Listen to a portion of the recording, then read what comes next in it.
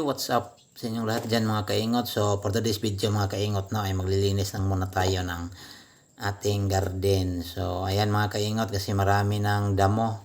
Hindi kasi nalinis yan mga kaingot ng mga nakaraang linggo, gawaan ng tuloy-tuloy naman yung ulan. So ngayon wala nang ulan, kaya oras na para maglinis na naman, kasi kawawa mga kaingot yung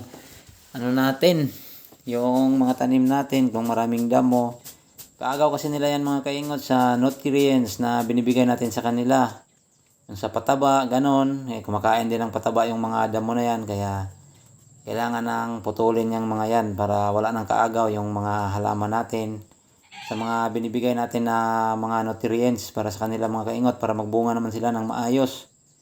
So ayan mga kaingot, habang nililinis natin yung ating blocks, sabay na rin natin kinukultivate yung pinakapuno nung tanim natin para makahinga naman sila kahit paano. So ayan mga kaingot, medyo mahaba-haba pala tong video na to, kaya pinutol ko na lang to mga kaingot. Yan, makikita nyo, sobrang bilis ko magtrabaho. Yan. Yan, sige. So ayan mga kaingot. Medyo maganda pala mga kaingot yung panahon ngayon kasi hindi mainit.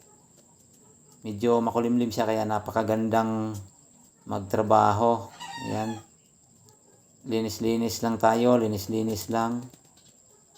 So ayan, medyo matagal-tagal pa yan mga kaingot, kaya ayan, panoorin nyo na lang.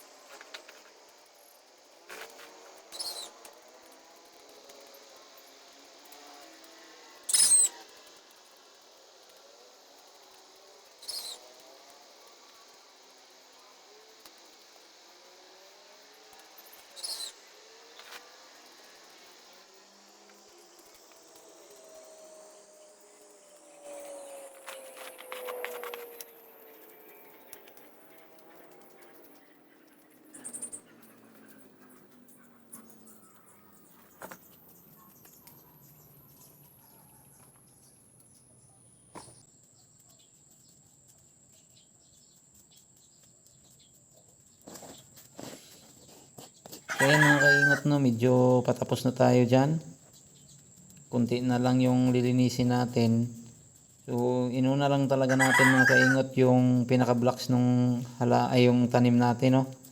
Kung makikita nyo mga kaingot, yung gilid-gilid na yan dyan, medyo madamo pa yan, kasi yun nga, inuna lang natin yung pinaka-blocks nya para mas mabilis nating malinis yung mga halaman.